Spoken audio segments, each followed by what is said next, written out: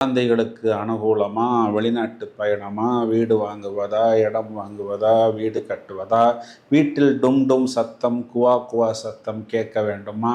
இந்த அனைத்து விஷயங்களிலும் முதல் தரமான ராஜயோகத்தை பெறக்கூடிய நபர்கள் அப்படின்னு பார்த்தோம்னா கண்டிப்பாக அது மகர ராசி மட்டும் என்று சொன்னால் அது மிகையாகாது.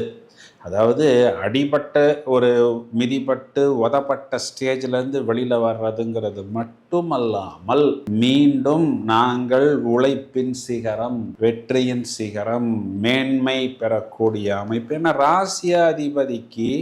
3ஆம் இடம் பெயர் புகழ் அந்தஸ்து கொடுக்கக்கூடிய இடத்திற்கு அந்த குருவின் பார்வை அப்படிங்கிறதே